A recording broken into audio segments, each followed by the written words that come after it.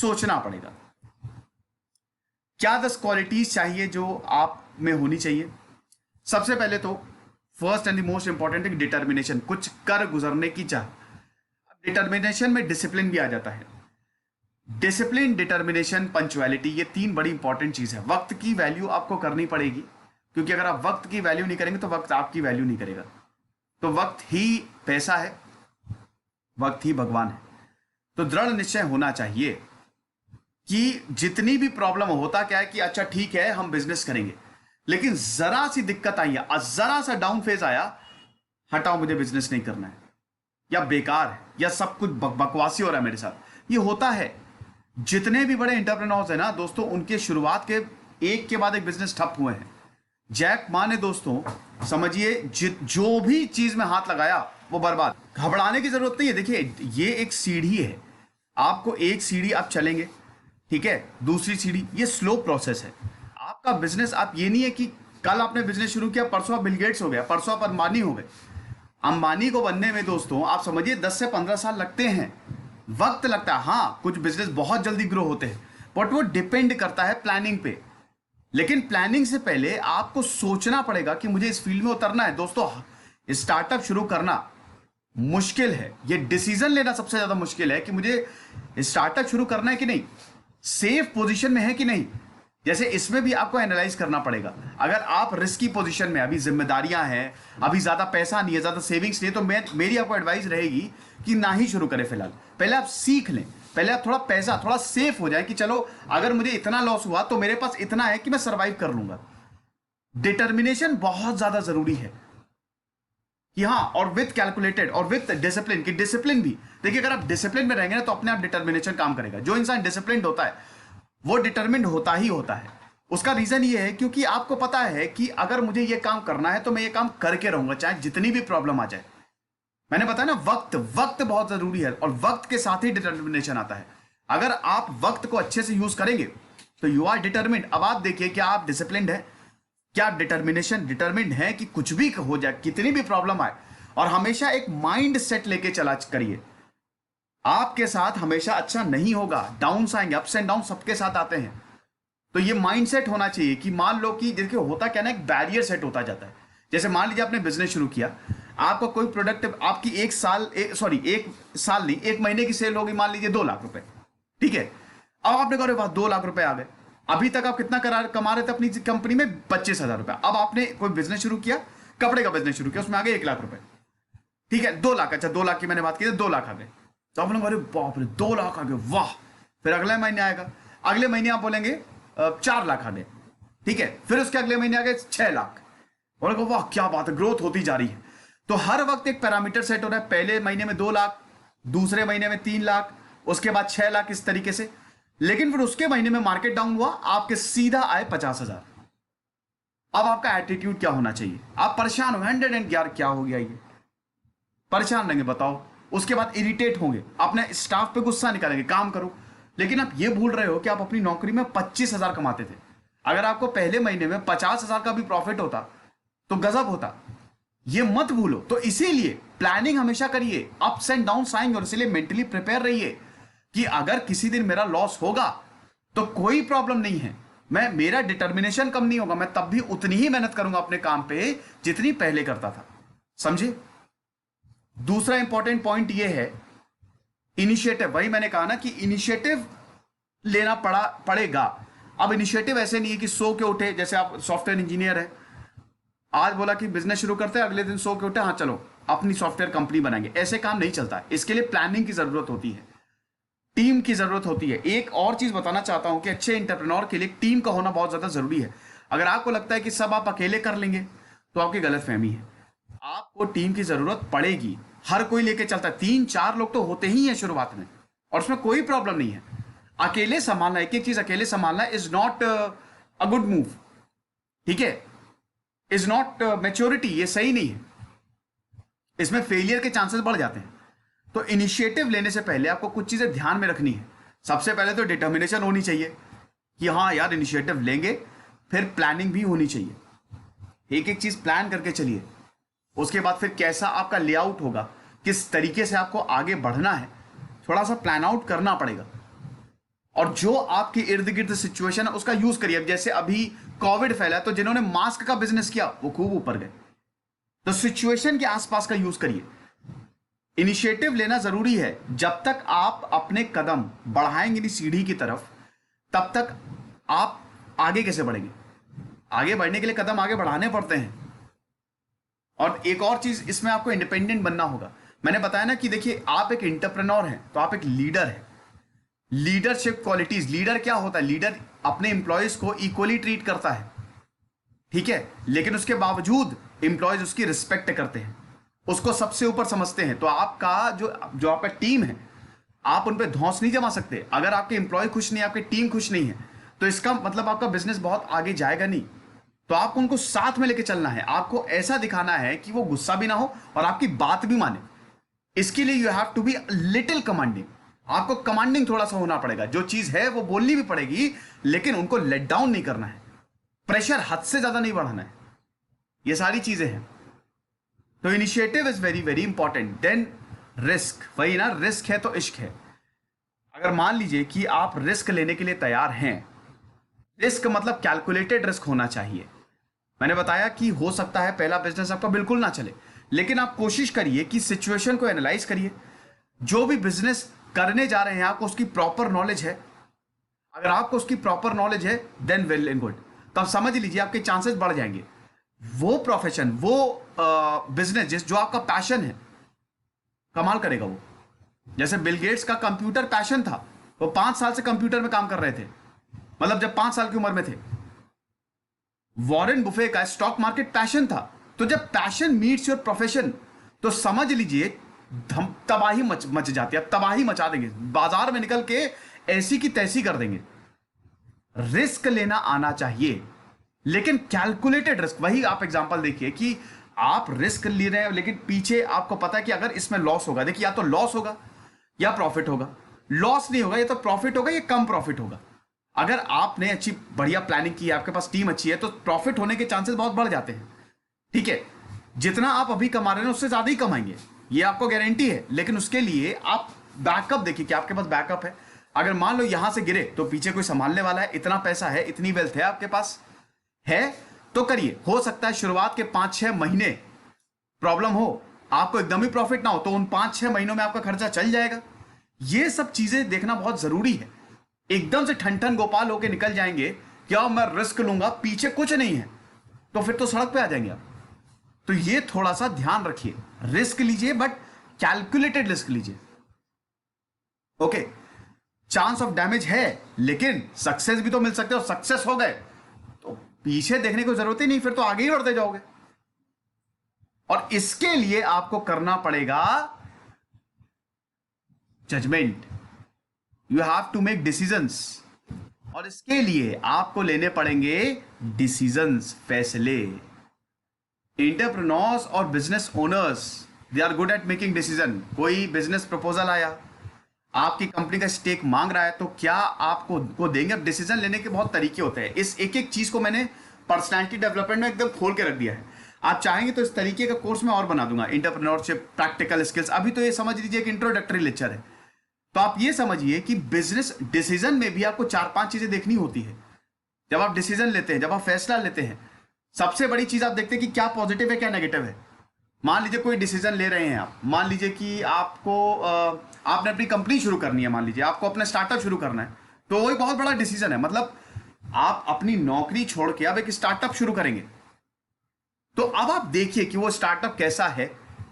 Futuristic approach रखिए, future में क्या होगा। साथ ही साथ अभी सिचुएशन कैसी है, थोड़ा सा आपको एनालिसिस करना पड़ेगा। कुछ एक्सपीरियंस लोगों से बात करिए, आपकी नॉलेज कितनी है उस चीज को लेके। जो प्रोडक्ट, जैसे आईटी में मान लीजिए आप कोई सॉफ्टवेयर कंपनी बना रहे हैं, अब उसमें आपको बहुत बढ़िया नॉलेज है, तो गो फॉर इट।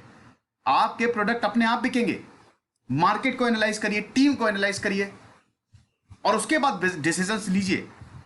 डिसीजन बेवकूफी भरे नहीं होने चाहिए, है ना, कि कोई आया बोला कि हमको अपनी कंपनी का 70% स्टेक दे दो, मैं इतना पैसा दे दूंगा, आपने दे दिए। वो बेवकूफी है। बेवकूफी और बहादुरी में फर्क होता है। बहादुर बनिए, बेवकूफ मत बनिए। You have to be good at making decisions. ये बहुत बड़ी क्वालिटी है एंटरप्रेन्योर्स की। सही समय पे सही फैसला लेते हैं। जब उनको लगता है कि अभी चीजें सही चल रही हैं तो अभी कुछ करने की ज्यादा जरूरत नहीं है, और जब उनको लगता है कि अभी थोड़ा सा गड़बड़ हो रहा है, या फ्यूचरिस्टिक अप्रोच रखते हुए वो जब इन्वेस्ट करना है, डिसीजन लेना शुरू करते हैं, तो बहुत बढ़िया रहता है। ओके, तो ये चीज है, या जितने भी ज्यादातर जो एंटरप्रेन्योर्स हैं उसमें डिसीजन मेकिंग पावर बहुत बढ़िया है।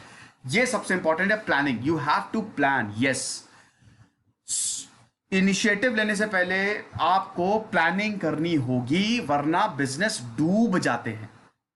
प्लानिंग मतलब आप दूसरों की गलतियों से सीखिए, पहले तो इंटरव्यू सुनिए, पढ़िए, थोड़ा सा रिसर्च करिए। आप ये समझिए कि आपका बिजनेस किस दिशा में जाएगा, आपको क्या बेचना है, क्योंकि बिजनेस क्या है, आपने बेचा, उन्होंने खरीदा। टीम को आपको ट्रेन करना पड़ेगा, टीम भी ऐसी जो आपके साथ मिले। हद से ज्यादा मनी माइंडेड, जब आप शुरुआत में लोगों को रख रहे हो, बहुत ज्यादा मनी माइंडेड मत रखिए, ये आप पहचानिए।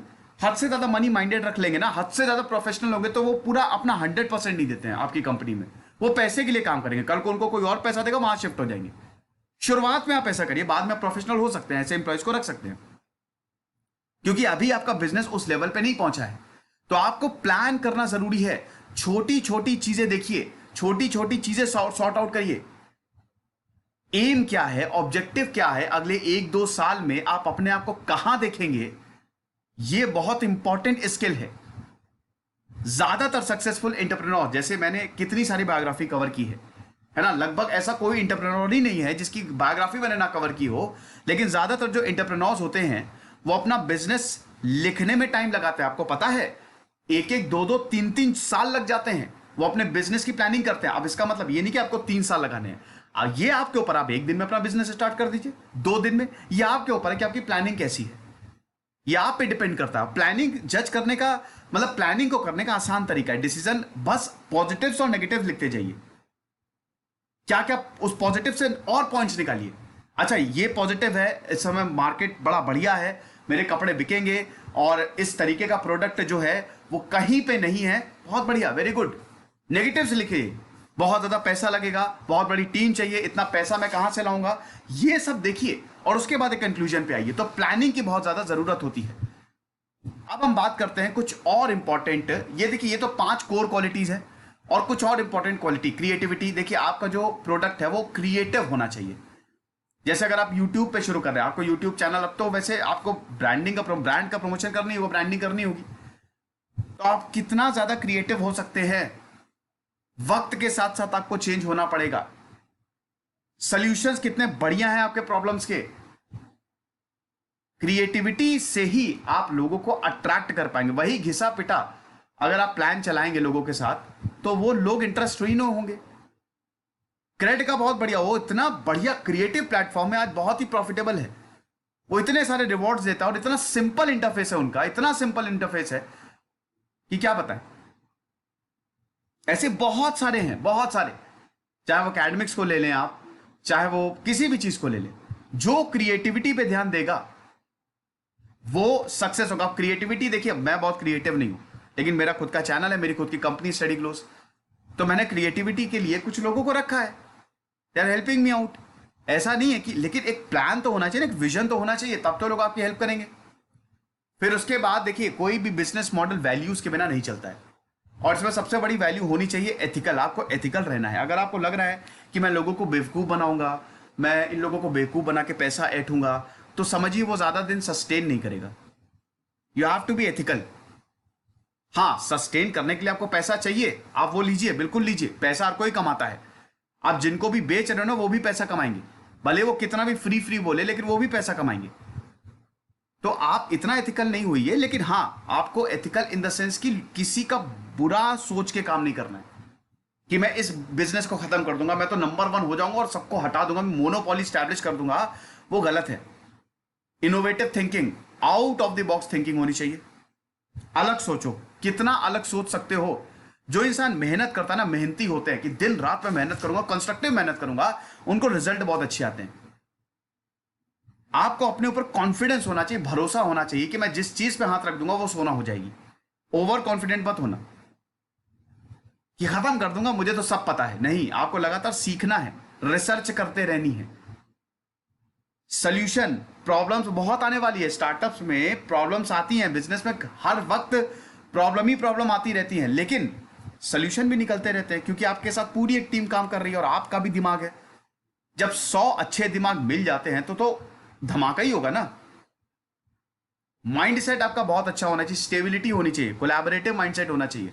आप एक इंटरप्रेन्योर है, समझ रहे हो? मतलब आपके अंडर जो 100-200 लोग काम कर रहे हैं, they are relying on you, they trust you. या शुरुआत में भी जो 3-4 लोग काम कर रहे हैं, आप समझ लो इंजन है और वो बोगीज हैं, और इंजन बोगी के साथ जुड़ा रहता है, ना कि इंजन अकेले भागता है। तो आपका माइंड सेट कोलैबोरेटिव होना चाहिए, आपको स्टेबल होना पड़ेगा। ऐसा नहीं है कि एकदम भयानक अनस्टेबिलिटी आपके दिमाग में छाई हुई है, किसी को रखा जरा सा 1% आपकी उससे नहीं बनी। देखिए कभी कभी क्या होता है ना, कुछ इंप्लॉयज बड़े वैल्यूएबल होते हैं लेकिन थोड़े से अजीब होते हैं, आपको उनके साथ भी समन्वय बैठाना आना चाहिए। आपको हर एक इंसान से प्रॉफिट लेना चाहिए जो आपके लिए काम का हो, उसके लिए पे करिए आप, definitely. Why you are paying them, आप इसीलिए पे कर रहे हैं क्योंकि वो आपके लिए काम करेंगे। और प्रोफेशनल हो जाइए, थोड़ा प्रोफेशनल होना भी जरूरी रहता है। बहुत ज्यादा सीधे हो जाओगे ना तो फिर ये खा जाएंगे, सबके सब खा जाएंगे आपको। इंटरप्रेन्योर हो आप एक बिजनेस चला रहे हो, तो आपको थोड़ा सा प्रोफेशनल होना पड़ेगा।